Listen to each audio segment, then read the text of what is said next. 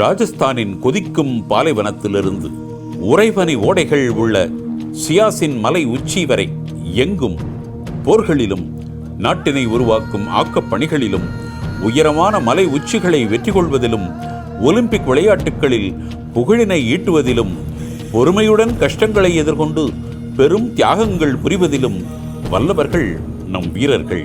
தளரா உறுதி கொண்ட நெஞ்சினராய் நம் வீரர்கள் நாட்டின் பெருமையை காத்திட, மானம் காத்திட, தேசப்பற்றின் சின்னமாக தங்கள் இன்னுயிரை தருகின்றனர். இத்தகைய சிந்தனைகளும் உணர்வுகளும் தான் இந்திய இராணுவத்தை நம் நாட்டின் பெருமிதமாக கருதும் அளவிற்கு உருவாக்கியுள்ளது. நம் நாடு சுதந்திரமடைந்த பிறகு தமிழ்நாட்டினைச் சேர்ந்த வீரர்களும், ஆந்திர மாநில வீரர்கள், தெலுங்கானா பகுதி இராணுவ வீரர்களும் வெளிநாடுகளான மெசபடோனியா, ஆப்கானிஸ்தான் போன்ற இடங்களில் பெரு வீரத்தினை காட்டி வரலாற்றில் தடம் பதித்துள்ளனர். அசோக சக்ரா விருது பெற்ற மேஜர் முகுந்த் வரதராஜன், ஹவில்தார் தாமஸ் பிலிப்போஸ் ஆகியோர் நம் இளைஞர்களின் ஆதர்ச புருஷர்கள்.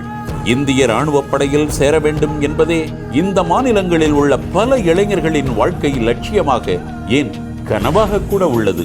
நாட்டின் எல்லா மாநிலங்களிலும் வேலைவாய்ப்பு முகாம்களை ஏற்படுத்தி இராணுவத்திற்கான ஆட்களை தெரிவு செய்கிறது இந்திய இராணுவம். ஒரு சுயேட்சையான அமைப்பு இராணுவத்திற்கான ஆட்களை தேர்ந்தெடுக்கிறது. தேர்வு முறை முழுவதுமாக இயந்திரமயமாக்கப்பட்டு கூடுமானவரை மனிதர்கள் தலையீடு இன்றி நடைபெற வழிவகை செய்யப்பட்டுள்ளது. பயோமெட்ரிக் முறையில் எந்தவித தவறும் நடைபெறா வண்ணம் இருக்க வழிவகை செய்யப்பட்டுள்ளது.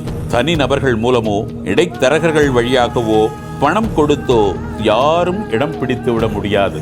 இந்திய இராணுவத்தில் வீரர்களை தேர்ந்தெடுக்கும் முறை பற்றி தெரிந்து கொள்வோம்.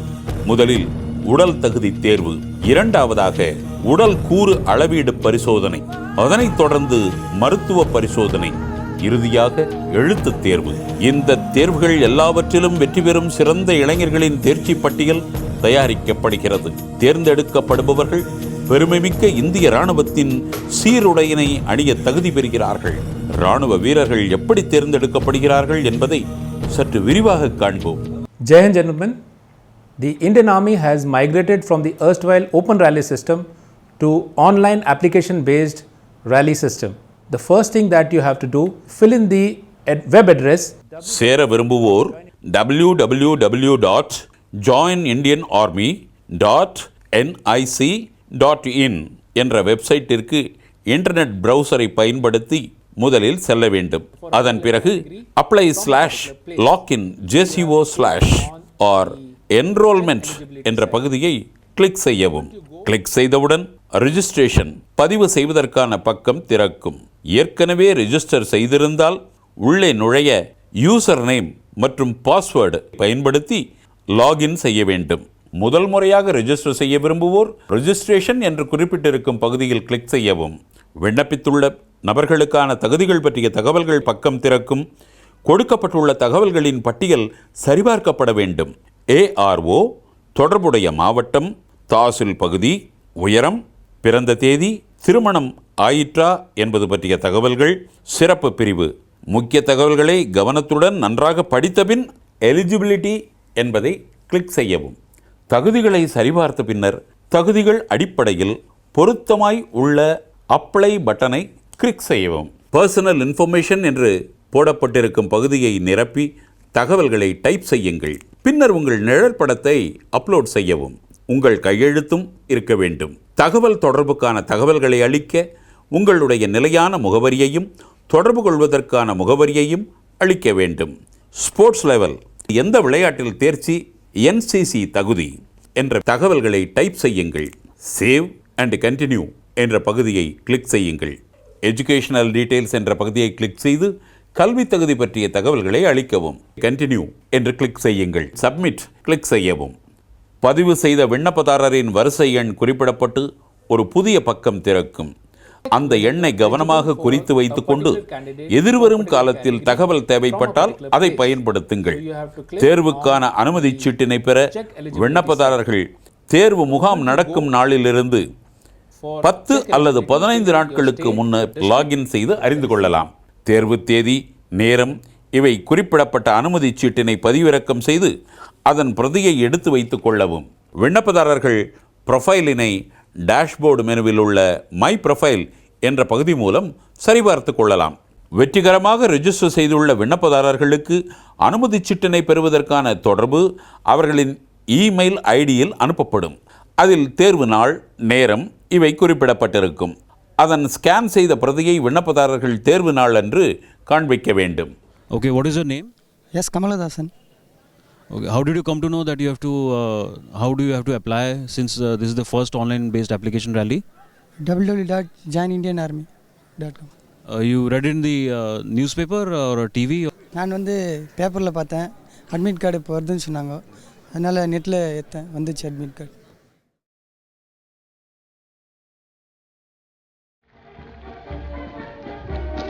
வீரர்களை தேர்ந்தெடுக்கும் பணிகள் அதிகாலையிலேயே தொடங்கிவிடும். தேர்வுக்காக வந்துள்ள விண்ணப்பதாரர்கள் அதிகாலை 3 மணி அளவில் தேர்வுக்காக ஒதுக்கப்பட்டுள்ள இடத்திற்கு வர வேண்டும். இங்கே அனுமதி சீட்டுகளின் உண்மை தன்மையை கண்டறிய ஸ்கேன் செய்யப்படும். எல்லா விண்ணப்பதாரர்களும் முதல் கட்டமாக உயர பரிசோதனை செய்து கொள்ள வேண்டும். ஒரு குறிப்பிட்ட பதவிக்கு ஏற்ற தகுந்த உயரம் இருக்கவில்லை என்றால், உயரம் அடிப்படை அளவு குறைவாக தேவையாக உள்ள மற்ற பதவிகளுக்கு அவர்கள் ஏற்புடையவர்களாக இருந்தால் அவர்களை பயன்படுத்தி கொள்ளும் வாய்ப்பும் உள்ளது. ஹைட்டு இல்லைன்னாலும் டெக்னிக்கலில் போக முடியும். அது அந்த விவரம் அவங்களுக்கு தெரியல. அதை பற்றி இவங்ககிட்டே கேட்கலாம். சொல்லுங்கள், நீங்கள் எப்படி ஃபிக்ஸ் பண்ணீங்க? அந்த ஹைட்டு எல்லாம் படிச்சிங்களா ஃபுல்லாக? அதில் ஆன்லைனில் என்ன படிச்சிங்களா? படிச்சுங்க, டெக்னிக்கல் போட்டுருந்தாங்க. உங்கள் ஹைட்டு வந்து நல்லா ஹைட் இல்லைன்ட்டு வெளியே தத்துறாங்க. சரி, 166 இருக்கணும்னு இருக்குது இல்லையா? நீங்கள் வீட்டில் செக் பண்ணிட்டு தான் பண்ணீங்களா உங்கள் ஹைட்டை? ஆமாங்க. ஆனால் அப்படி இருந்தால் இங்கே வந்து தவறான இதுவாக இருக்குது. எப்படி அது? எனக்கே தெரில, செக் பண்ணுறதுல பார்த்தா தான் தெரியும். ட்ரேட்மேனுக்கு தான் அப்ளை பண்ணேன். சரி, ஆனால் வந்து இங்கே பார்த்தா ஹைட்டு லைட்டாக தட்டாச்சு வெளியே போன்ட்டாங்க. இல்லை, ஹைட்டு கம்மியாக இருந்தாலும் டெக்னிக்கலில் போகலான்னு ஒன்று இருக்குது.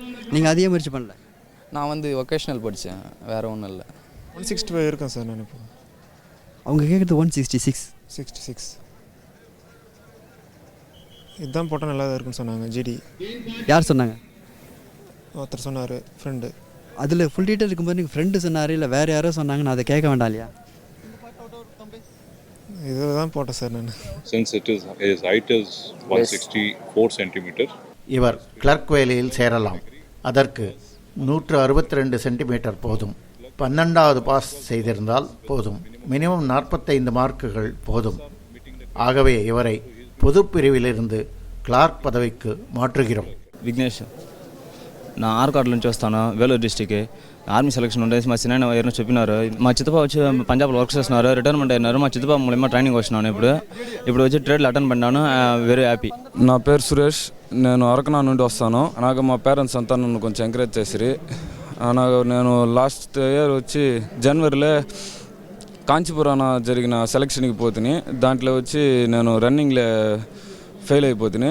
అప్పుడు వచ్చి జీడీ అప్లై చేసింటిని. ఇప్పుడు తిరిగి వచ్చి నేను ట్రేడ్ అప్లై చేసిండాను. నేను ఈ తడవ కంటిన్యూగా పాస్ అవుతున్నాను అనేసి நம்பிக்கை ఉంది. எல்லோரும் கட்டாயமாக இந்த ஓட்ட பரிசோதனையில் கலந்து கொண்டு ஓட வேண்டும். ஓடுவதற்கு முன்னால் விண்ணப்பதாரர்கள் எந்த இடத்தில் பச்சை குத்தி கொண்டிருக்கிறார்கள் என்றும் பரிசோதிக்கப்படுகிறது. இந்திய இராணுவத்தில் சேர வேண்டுமானால் முன்கையின் உள்பகுதியிலும் உள்ளங்கையின் பின்புறமும் மட்டுமே பச்சை குத்தி இருப்பது அனுமதிக்கப்படுகிறது. உடலின் வேறு எந்த பகுதியிலும் அழிக்க முடியாத பச்சை குத்தி இருந்தால் இராணுவத்தில் சேர அனுமதி இல்லை. ஓட்ட பரிசோதனையில் முழுவதுமான வெளிப்படைத்தன்மை கடைபிடிக்கப்படுகிறது. ஒவ்வொரு சுற்றின் முடிவிலும் அதன் எண்ணிக்கையை எண் குறியிட்டுள்ள பலகையினை காட்டி தெரிவிக்கப்படுகிறது. இந்த சோதனை முழுவதுமாக சிசிடிவி படப்பிடிப்பு மூலம் பதிவு செய்யப்படுகிறது. சோதனை நடத்தும் முறையை உயர் அதிகாரி மூலம் கண்காணிக்கப்படுகிறது. தேர்வு பெறுவதற்கு அடிப்படை ஓட்ட நேரம் பொது பணிக்கான விண்ணப்பதாரர்களுக்கு 6 நிமிடங்கள். பொது பணி அல்லாத பிற பணிகளுக்கான தேர்வு பெறுவதற்கு ஓட்ட நேரம் 6 நிமிடம் 20 வினாடிகள். ஓட்டத் தேர்வில் வெற்றி பெறும் விண்ணப்பதாரர்களின் மார்பில் எளிதில் அழியாத மையினால் குறிப்பிட்ட எண் எழுதப்படுகிறது. எந்தவித குளறுபடிகளும் ஏற்படாத வண்ணம் இருக்க ஓட்டப்பந்தயத்தில் வெற்றி பெறுபவர்களை ஒன்றாக நிறுத்தி குழுவாக புகைப்படம் எடுக்கப்படுகிறது. ஓடும்போது உடல்நலம் குன்றுபவர்களை கவனிக்க உதவ சிவில் மருத்துவர்கள் பணியில் அமர்த்தப்பட்டுள்ளனர். 1.6 கிலோமீட்டர் ஓட்டத்தினை நீங்கள் தகுந்த பயிற்சி இல்லாமல் வெற்றி கொள்ள முடியாது என்பதை நினைவில் கொள்ள வேண்டும். ஃபைனல் இயர் முடிச்சுட்டு அதுக்கப்புறமா ஆர்மிக்கு வரலான்னு என்னோட எய்மு. அப்பாவோட எய்மும் அது, அம்மாவோட எய்மும் அது, என்னோட எய்மும் அதே தான். அப்பா சொல்லியிருக்காங்க 5 நிமிஷத்துக்குள்ளே நீ 4 ரவுண்டு கம்ப்ளீட் பண்ணணும் அப்படின்னு சொல்லியிருக்காங்க. அடிச்சிருக்காங்க. ட்ரை பண்ணியிருக்கேன் நானும் 5 நிமிஷத்துக்குள்ளே வரணும்னு ட்ரை பண்ணியிருக்கேன் டெய்லியும். அப்போ அடிக்கும்போது தோணுச்சா நம்ம ஏன்டா இதை ட்ரை பண்ணுறோன்னு? தோணுச்சு. அப்புறம் எப்படி மாறி திருப்பி இதை வந்தீங்க? அடிக்கும் போதுனா எதுக்காக அடிக்கிறாங்க, சரியாக ப்ராக்டிஸ் பண்ணல அடிக்கிறாங்க. ஸோ இப்போ எப்படி இருக்குது? இப்போ ஃபீலிங் ரொம்ப குட் ஃபீலிங்காக இருக்குது. உங்கள் நினைவிற்கு ஒரிஜினல் சர்டிஃபிகேட்ஸ் பத்திரமாக வைத்திருக்கவும், அனுமதியில்லாத 3வது மனிதரிடம் அவற்றை ஒப்படைக்க வேண்டாம். நீங்கள் கொண்டு வரும் பையில் நன்றாக தெரியும் வண்ணம் குறியீடுகளை இடவும். உங்கள் பை கூட்டத்தில் தொலைந்து போகாமல் இருக்க இது ஒரு சிறந்த வழி. உடலில் நீர்வற்றி ஏற்படும் துன்பத்தை தவிர்க்க நிறைய தண்ணீர் அருந்த வேண்டும். தேர்ந்தெடுக்கப்பட்ட விண்ணப்பதாரர்கள் மாலை வரை தங்க வேண்டிய அவசியம் இருப்பதால் பழங்கள், பிஸ்கட்டுகள், குடிநீர் இவற்றை உங்கள் பைகளில் வைத்துக் கொள்ளவும். ஓட்டத் தேர்வில் கலந்து கொண்டு தேர்ச்சி பெற்ற எல்லா விண்ணப்பதாரர்களும் ஆள்மாறாட்டம் ஏற்படுவதை தவிர்க்க பயோமெட்ரிக் முறையில் பதிவு செய்யப்படுகிறார்கள். இந்த குறியீடுகள்தான் இதனை தொடர்ந்து வரும் சோதனைகளை மேற்கொள்ளும் முன் சரிபார்க்கப்படுகிறது. அடுத்த கட்ட தேர்வுகளான மருத்துவ பரிசோதனை, எழுத்துத் தேர்வு இவற்றுக்கு விண்ணப்பதாரர்களை அனுமதிக்கும் முன் அடையாளம் சரிபார்க்கப்படுகிறது. தகுதியை நிர்ணயிக்கும் மூலச் சான்றிதழ்கள் சரிபார்க்கப்படுகின்றன. ஓட்டப்பந்தயத்தில் வெற்றி பெற்றவர்கள் பயோமெட்ரிக் முறையில் பதிவு செய்து கொள்ள இங்கு வருகிறார்கள். இவ்வாறு ஒவ்வொரு தேர்விற்கு பிறகும் பயோமெட்ரிக் முறையில் பதிவு செய்தல் வேண்டும். Every candidate who comes here, his photograph is taken. இங்கு ஒவ்வொருவரின் புகைப்படம் எடுக்கப்படுகிறது. கைவிரல்களின் ரேகைகள் பயோமெட்ரிக் முறையில் பதிவு செய்யப்படுகின்றன. அடுத்தடுத்து நிகழும் தேர்வு முறைகளில் பயோமெட்ரிக் பதிவுகள் சரிபார்க்கப்பட்ட பின்னரே தேர்வுகளில் பங்கு பெற அனுமதிக்கப்படுகிறார்கள். இதில் இடைத்தரகரோ வெளியிலிருந்து யாருடைய சிபாரிசோ உங்களுக்கு உதவ முடியாது. உங்களுக்கு உதவ உங்களால் தான் முடியும். அடுத்த கட்ட உடல் பரிசோதனை புல்லப்ஸ். விண்ணப்பதாரர்கள் தகுதி பெற 10 புல்லப்ஸுகளை எடுக்க வேண்டும். 6 புல்லப்ஸுகளுக்கு குறைவாய் எடுப்பவர்கள் தேர்ச்சியில் தோல்வி அடைவார்கள். எவ்வளவு புல்லப்ஸ் எடுக்கிறார்களோ அந்த அளவு மதிப்பெண்கள் அதிகரிக்கும். இந்த தேர்விலும் தேர்ச்சி பெற்ற விண்ணப்பதாரர்கள் ஜிக்ஸாக் பேலன்ஸ் என்ற அமைப்பில் நடக்க வேண்டும். இதைத் தவிர 9 அடி அகலமுள்ள வாய்க்காலினை தாண்ட வேண்டும். இந்த சோதனைகளில் எல்லா விண்ணப்பதாரர்களும் கண்டிப்பாக கலந்து கொள்ள வேண்டும். உடல் தகுதி தேர்வுக்கு பின் எல்லா விண்ணப்பதாரர்களும் தங்கள் கைப்பட ஒரு பேரா அளவிற்கு எழுத வேண்டும். உடல் தகுதி தேர்வு முடிந்தவுடன் கையெழுத்து மாதிரிகள் எடுக்கப்படுகிறது. இதே கையெழுத்து மாதிரிகள் மருத்துவ தேர்வுக்கு முன்னரும் எழுத்துத் தேர்வுக்கு முன்னரும் தேர்ச்சி பெற்ற விண்ணப்பதாரர்களிடமிருந்து பெறப்படும். இதன் மூலம் ஆள் மாறாட்டம் செய்வது தவிர்க்கப்படுகிறது. And once candidates have passed the physical fitness test, they come for the physical measurement test. முக்கியமாக கவனிக்க வேண்டியது, ஓட்டத் தேர்வுக்கு வரும் முன்னரே உங்கள் உயரம், எடை, மார்பு சுற்றளவு இவற்றை அளவீடு செய்து குறைந்தபட்ச அளவுக்கு ஏற்றவாறு இருக்கிறீர்களா என்பதை உறுதி செய்து கொள்ளுங்கள்.